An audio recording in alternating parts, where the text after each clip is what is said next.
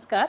आज आधुनिक भारतीय महिला चित्रकारों की श्रृंखला में मैं जिस महिला चित्रकार को आप लोगों के सामने लाई हूँ वह है अर्पणा कौर।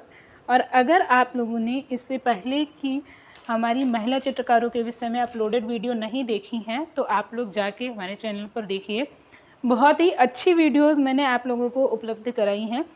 तो आज हम अर्पणा कौर के विषय में बात करेंगे। ये आपकी अर्पणा कौर हैं जिनके हमने अभी फ़ोटो डाले हैं और ये वर्तमान में भी जीवित महिला चित्रकार हैं। अर्पणा कौर की जब हम विषय में बात करते हैं तो हम देखते हैं कि एक पंजाबी फैमिली से बिलोंग करती थी या सिख फैमिली से बिलोंग करती थी। सन 1954 ईस्वी में सितंबर महीने में 4 सितंबर को इनका जन्म हुआ और नई दिल्ली में जन्म हुआ। अर्पणा कौर की माता जो थी अजीत कौर थी और एक पंजाबी लेखिका थी। इनके लेखन कार्य के लिए इन्हें पद्मश्री पुरस्कार मिला था। और अजीत कौर की ही पुस्तक खाना व दोस्त जो बहुत ही प्रसिद्ध पुस्तक रही है, इसकी ये लेखिका थी अजीत कौर। अजीत कौर की पद्मश्री जो पुरस्कार मिला, भारत सरकार के द्वारा 3 पुरस्कार प्रचलित हैं, पद्मश्री, पद्म भूषण और पद्म विभूषण। तो इसके अंतर्गत इन्होंने पद्मश्री पुरस्कार प्राप्त किया था अर्पणा कौर की माता ने, अजीत कौर ने। अर्पणा कौर के चित्रण माध्यम की बात करेंगे तो इन्होंने तैल और एचिंग में काम किया है। इनकी शिक्षा दिल्ली से हुई है। वैसे अधिकतर कहा जाता है कि अर्पणा कौर जो है स्वशिक्षित कलाकार थी। सन 1982 ईस्वी में इन्होंने गढ़ी स्टूडियो से एचिंग की शिक्षा ली थी या एचिंग पद्धति सीखी थी। अर्पणा कौर के चित्रण विषय की बात करें तो उन्होंने अपने चित्रों में आसपास की घटनाओं को चित्रित किया, सामाजिक मुद्दों को चित्रित किया, पर्यावरण को चित्रित किया या पर्यावरणीय मुद्दों को इन्होंने चित्रित किया, हिंसा व पीड़ित लोगों को चित्रित किया और पीड़ित लोगों की मनोदशा को इन्होंने चित्रित किया, पौराणिक कथाएं और इसी के साथ आध्यात्मिक विषयों पर भी चित्रण किया। और अगर हम देखें इनके चित्रण के केंद्र में तो अर्पणा कौर के चित्रण के केंद्र में जो है महिलाएं रही हैं और वो महिलाएं जिनका शोषण हुआ है, जो पीड़ित हैं। इनके पुरस्कारों के विषय में जब हम बात करेंगे तो 1985 ईस्वी में इन्हें all India fine art society का राष्ट्रीय पुरस्कार मिला और 1986 में त्रिनाली का 6वां स्वर्ण पदक इन्हें मिला। अर्पणा कौर को इनकी वर्ल्ड गोज ऑन के ऊपर इनकी श्रृंखला थी, इसके ऊपर इन्हें त्रिनाली का स्वर्ण पदक मिला था। अर्पणा कौर ने 9 वर्ष की उम्र में अपना पहला चित्र मदर एंड डॉटर बनाया, जो कि तैल माध्यम में बना था और यह चित्र जो था अमृता शेरगिल से प्रभावित चित्र था। अब हम देखते हैं अर्पणा कौर की चित्र श्रृंखलाएं। इनकी एक चित्र श्रृंखला है रक्षक ही भक्षक। अर्पणा कौर की जो चित्र श्रृंखला है यह रक्षक ही भक्षक या पुलिस के द्वारा जब माया त्यागी का बलात्कार किया गया था, इसके ऊपर इन्होंने चित्र श्रृंखला बनाई थी। जैसे मैंने कहा कि इन्होंने महिलाओं की पीड़ा को, महिलाओं के दर्द को, उनके साथ हो रहे अन्याय को चित्रित किया है। तो जब हम देखते हैं ऐसे ही इन्होंने सन 1987 में जब मथुरा का भ्रमण किया और मथुरा के लगभग 20 किलोमीटर दूर वृंदावन है, वृंदावन गई, वहाँ की विधवाओं की स्थिति देखी, उनकी बहुत ही दयनीय स्थिति को देखा, तो उन्होंने वृंदावन की विधवाओं पर चित्र बनाए, उनकी दुर्दशा को, उनके दुख को इन्होंने चित्रित किया। इन्होंने सोहनी महिवाल पर चित्रण किया। सोहनी महिवाल एक लोक कथा थी जिस पर इन्होंने चित्रण किया और इन चित्रों को नाम दिया इन्होंने सोहनी। फिर इन्होंने एक नानक नामक चित्र श्रृंखला बनाई। चित्र केवल एक कोई चित्र बनाया जाए तो वो चित्र कहलाता है और एक ही विषय से संबंधित अनेकों चित्र बनाए जाएं तो उन्हें चित्र श्रृंखला या सीरीज कहते हैं। तो इसलिए ये इनकी सीरीज हैं और इनके अंतर्गत इन्होंने बहुत सारे चित्र बनाए हैं। इन्होंने body is just a garment एक चित्र बनाया या चित्र श्रृंखला बनाई, जिसमें इन्होंने 33 चित्र बनाए। बर्ड गोज ऑन सन 1984 ईस्वी में यह चित्र इन्होंने बनाया और 1985 ईस्वी में इसी चित्र को इब्राहिम अलका जी ने आर्ट हेरिटेज में प्रदर्शित किया था। इनके मतलब इन्हीं चित्रों को इन्होंने आफ्टर द मैस्कर नामक चित्र बनाया। इन्होंने नौकरानी सन 1970 में बनाया।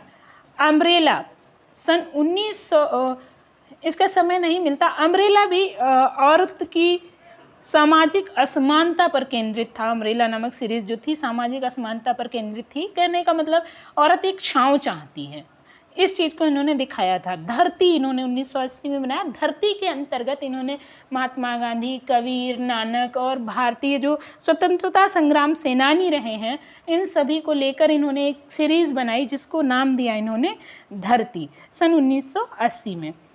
अर्पणा कौर के प्रमुख चित्रों में जब हम देखते हैं मदर एंड डॉटर, सोहनी सन 2000 में बनाया, मछली और समुद्र, women in interior, world goes on fire, guardians of law, बहुत इंपॉर्टेंट चित्र इनका, थ्रेडेड सिटी, ऑयल में इन्होंने बनाया, tent city, body is just a garment. इसके अंतर्गत इन्होंने यह दिखाने की कोशिश की शरीर जो है केवल एक माध्यम है आत्मा के रहने का, जैसे हम कपड़े बदलते हैं ऐसे आत्मा जो है शरीर बदलती रहती है। वाटर वीवर, निर्भया कांड जो हुआ इस पर सन 2013 में इन्होंने तैल माध्यम में कैनवास पर चित्रण कार्य किया। Where are all the flowers gone, तो इन्होंने ये भी बनाया। Yogi and river of time इन्होंने बनाया। दिन एक चित्र इन्होंने बनाया। प्यार हुआ एक चित्र इन्होंने बनाया। प्रकृति बनाया। आफ्टर द बैटल इन्होंने एक चित्र बनाया। योगिनी बनाया और टाइम इमेज चित्र भी इन्होंने बनाया है। इनकी प्रदर्शनियों की बात करें तो अर्पणा कौर की प्रथम प्रदर्शनी 1975 ईस्वी में धरणी आर्ट गैलरी में हुई, जिसमें इन्हें खासी विशेषता या खासी ख्याति प्राप्त नहीं हुई या सफलता बहुत ज़्यादा प्राप्त नहीं हुई। फिर इन्होंने 1980 में जहांगीर आर्ट गैलरी में एक प्रदर्शनी लगाई। इसमें इनकी पहली पेंटिंग जो है हुसैन ने खरीदी थी। सन 1981 में इन्होंने लापता दर्शक नाम से जो प्रदर्शनी लगाई और इसके बाद इन्होंने ऐसी ही इसी से संबंधित कई प्रदर्शनियाँ लगाई और उनमें इन्हें बहुत अच्छी खासी सफलता प्राप्त हुई। फिर हम देखते हैं कुछ अन्य बिंदु जो अर्पणा कौर से संबंधित हैं। तो अर्पणा कौर की ये ऐसे बिंदु हैं, अगर आप इन्हें याद कर लेंगे तो इन्हीं में से प्रश्न पूछे जाते हैं। इनके विषय में लगभग सारी जानकारियां जो महत्वपूर्ण हैं वो मैंने आपके साथ शेयर की हैं। वीडियो को अंत तक जरूर देखिएगा। अर्पणा कौर की शैली पर पहाड़ी लघु चित्रों का, पंजाबी साहित्य का और भारतीय लोक कलाओं का, साथ में मधुबनी कला का और गौड़ जनजाति का बहुत ज़्यादा प्रभाव था। इनमें सबसे ज़्यादा जिसका प्रभाव था वो मधुबनी कला का था अर्पणा कौर की कला पर। अर्पणा कौर अपने चित्रों में कैंची और धागे को दिखाती थी।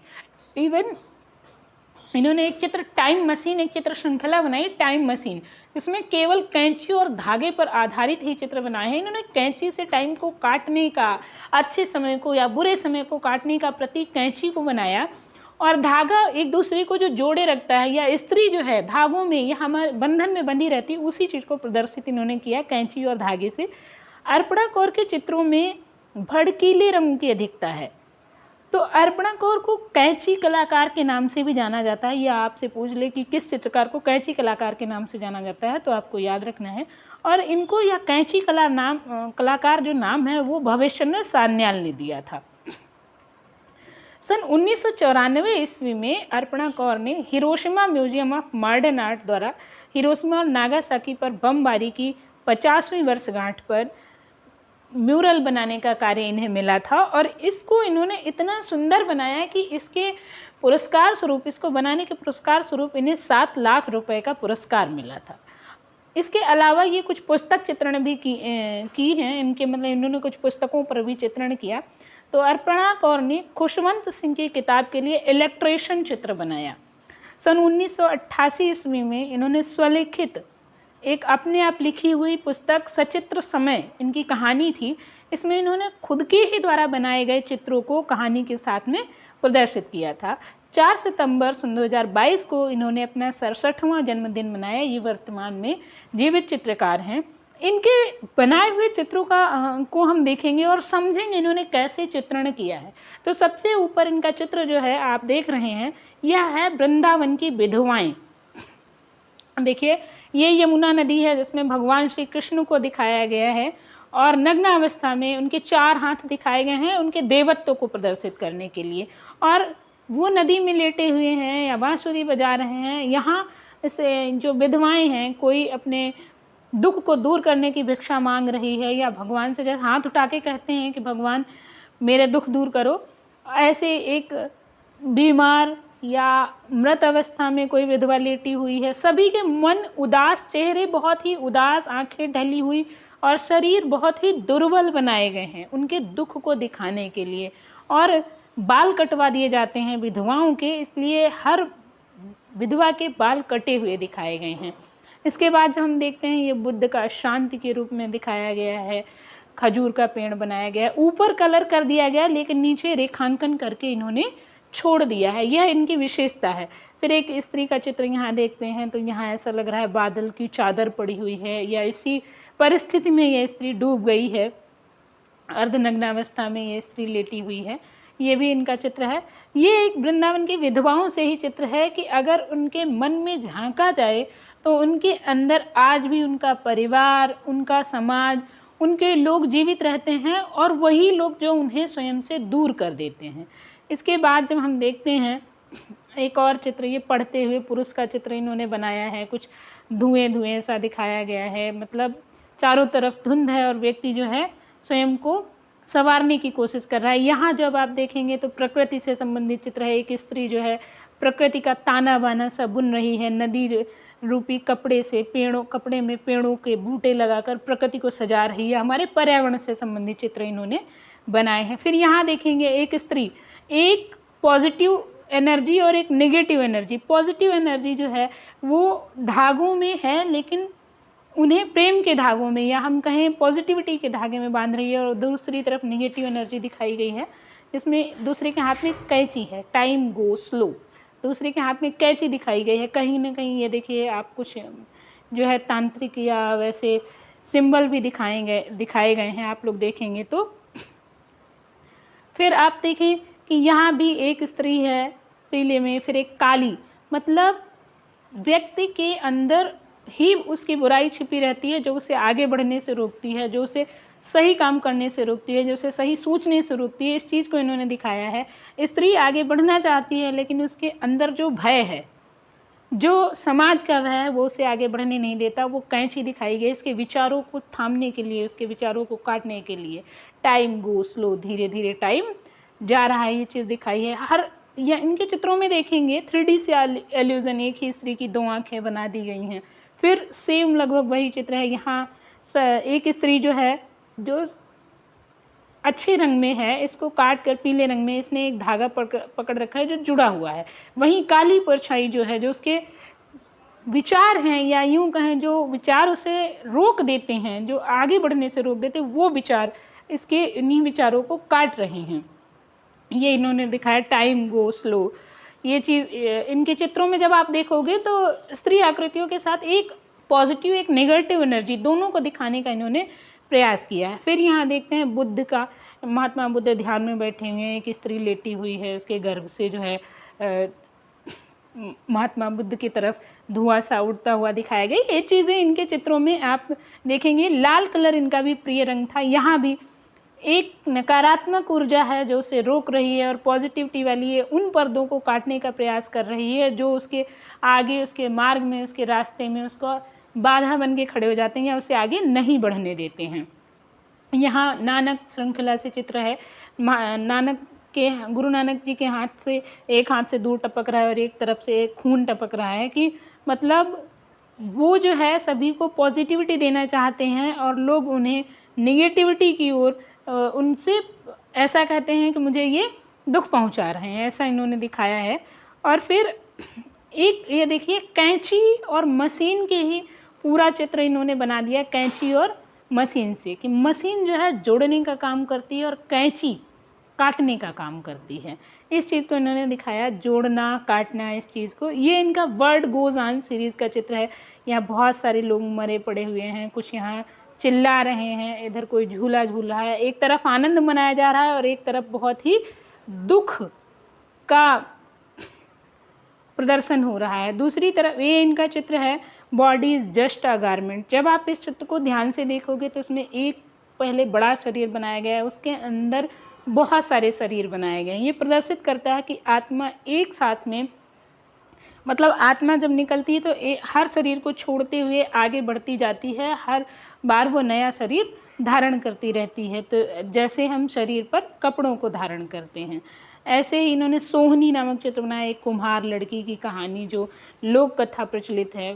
तो इसको सोहनी महिवाल नामक लोक कथा के अंतर्गत इन्होंने सोहनी नामक ये चित्र बनाया। जल में एक स्त्री है और पानी है और कुछ मछलियाँ हैं। ये इनका वर्ड गो टाइम मशीन का चित्र है। आप जब इस चित्र को देखोगे तो आप इसमें देखोगे इस चित्र में कि यहाँ देखिए, यहाँ ये महिला जो है, ये महिला ये धागे को पकड़कर जोड़ रही है। और वहीं जो है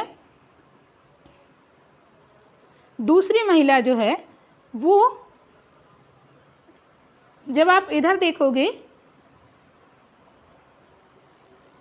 यहाँ, तो ये वाली महिला जो है इधर साइड में दूसरी महिला, ये इस चीज़ को ये महिला काट रही है उसी धागे को।